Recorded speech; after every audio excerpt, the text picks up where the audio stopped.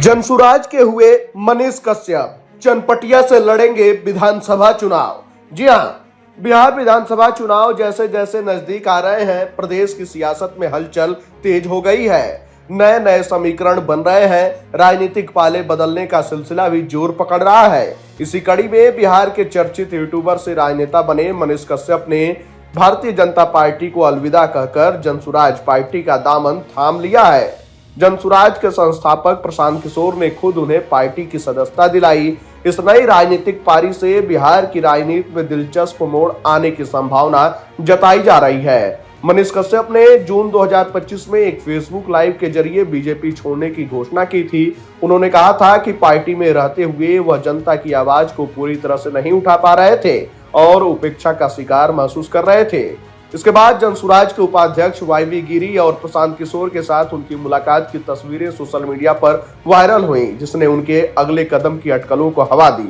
अंततः 2 जुलाई 2025 को उन्होंने औपचारिक रूप से जनसुराज में शामिल होने का ऐलान किया। इस मौके पर उन्होंने प्रशांत किशोर को भारतीय संविधान के प्रति भेंट की और कहा, मुझे विश्वास है कि बिहार में संविधान की रक्षा और इसके मूल्यों की पुनर्स्थापना जनसुराज के साथ ही संभव है। वहीं प्रशांत किशोर ने भी इस मौके पर कहा, हमारे लिए मनीष कश्यप सिर्फ यूट्यूबर नहीं बल्कि बिहार की कुव्यवस्था से लड़ने वाले व्यक्ति हैं। समाज में व्यवस्था परिवर्तन की लड़ाई में ये सक्रिय होकर लड़ेंगे, इसका हमें पूरा विश्वास है। वहीं सूत्रों के मुताबिक मनीष कश्यप 2025 के बिहार विधानसभा चुनाव में पश्चिमी चंपारण जिले की चनपटिया सीट से चुनाव लड़ने की तैयारी कर रहे हैं। यह फैसला पूरी तरह रणनीतिक है।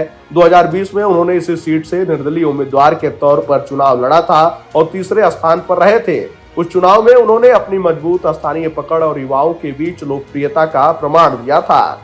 चनपटिया सीट खासतौर पर अति पिछड़ा वर्ग और युवाओं में मनीष की अच्छी पकड़ के लिए जानी जाती है। इस वर्ग में उनकी सशक्त छवि और सोशल मीडिया की पहुंच ने उन्हें पश्चिमी चंपारण में एक लोकप्रिय चेहरा बनाया।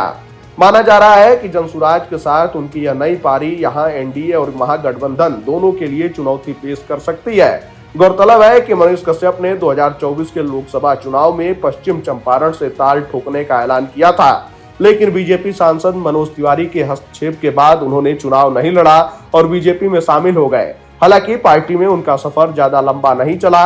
पार्टी में अपनी आवाज को दबा हुआ महसूस करने के कारण उन्होंने बीजेपी छोड़ दी और अब जनसुराज के साथ नई शुरुआत की है।